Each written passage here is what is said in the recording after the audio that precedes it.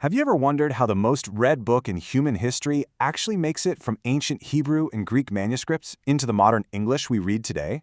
Well, it's not just a simple matter of swapping out one word for another. Not at all. It's this incredibly complex, delicate balancing act of history, linguistics, and theology. Welcome to this explainer, where we're going to dive right into the fascinating mechanics of how ancient, highly influential texts are preserved and translated for modern readers. Here is our roadmap for today. We'll cover the art of translation, literal versus dynamic meaning, the divine name debate, and then we'll look at two specific case studies, the creation and the burning bush. All right, let's jump straight into part one, the art of translation. Take our starting point for this exploration, the English Standard Version, or the ESV. Published back in 2001, it explicitly builds on literally centuries of prior work. The translators actually view the Bible as an inestimable treasure, which is a really beautiful phrase they borrowed directly from the 1611 King James translators. You see, their goal was to carry forward this massive historic legacy for a brand new century, combining a really vigorous pursuit of accuracy with the simplicity, beauty, and dignity of the original expression. It's really like looking at a continuous half-millennium stream of English translations, all of them striving for both accuracy and literary dignity. The fountainhead of this stream is William Tyndale's New Testament, all the way back in 1526. From there, it flows through the legendary King James Version of 1611, into the Revised Version of 1885, the American Standard Version of 1901, and the Revised Standard Version in the mid-20th century. So the ESV places itself firmly at the end of this historic lineage, showing us that translation isn't done in a vacuum. It is always an ongoing, evolving dialogue with the past. Moving on to Section 2, literal versus dynamic meaning. Now, the crucial point here is understanding what we call essentially literal translation, also known as formal equivalence, which is exactly what the ESV uses. This philosophy seeks to remain entirely transparent to the original text. It aims to capture the precise wording of the original languages and the personal style of each biblical writer. Think about the Gospel of John, for example. This book provides arguably the most detailed, intimate, and profound revelation of God's character in the entire Bible. While the Old Testament introduces God's holiness and power, John's Gospel famously reveals God in human form through Jesus, explicitly declaring that anyone who has seen me has seen the Father. That is a massive statement. Literal translators want you to see the exact original structure when presenting this profound identity, rather than relying on a modern translator's interpretive paraphrasing. But in contrast to that word-for-word approach, some translation committees opt for what's known as dynamic equivalence. This focuses on a thought-for-thought translation. Now, while this can sometimes make a text feel a bit smoother to read in modern English, the ESV translation team points out that a thought-for-thought approach is inherently more inclined to reflect our contemporary culture and the interpretive opinions of the translator, rather than the ancient writer's direct literal structure. So it's this fascinating trade-off, right? Readability versus raw structural transparency. To maintain that transparency, modern translations often provide distinct types of footnotes, giving readers a window right into the mechanics of their linguistic choices. You aren't just handed a finished product and told to trust it. The translators actually show their work. They provide alternative translations when a phrase could mean multiple things. They explain ancient names, like pointing out how the name Isaac literally means he laughs.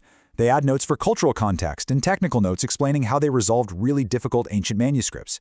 It empowers us, as readers, to actually see the gears of translation turning behind the scenes. Okay, let's pivot to Section 3, the divine name debate.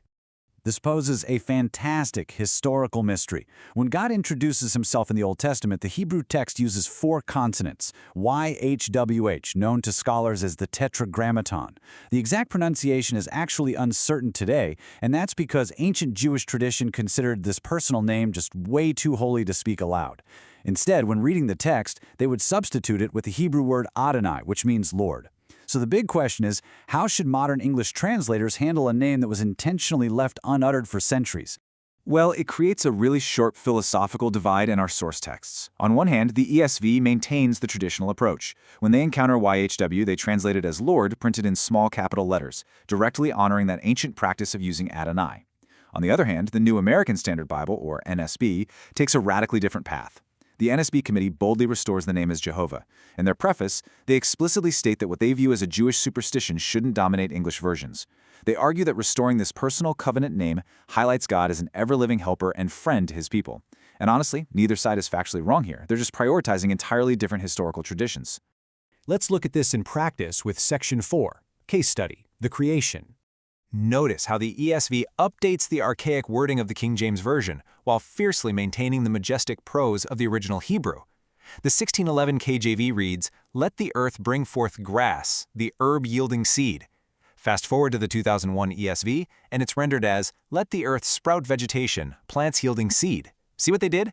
The vocabulary is modernized just enough so a 21st century reader immediately grasps it, but the poetic cadence and the literal structure of the ancient Hebrew are carefully preserved. And this famous verse perfectly showcases the deeply poetic legacy that modern versions like the ESV and NASB are striving to protect when describing the creation of humanity. Whether you're reading the King James, the NASB, or the ESV, the profound imagery of God forming man from the dust of the ground and breathing in the breath of life remains almost completely untouched.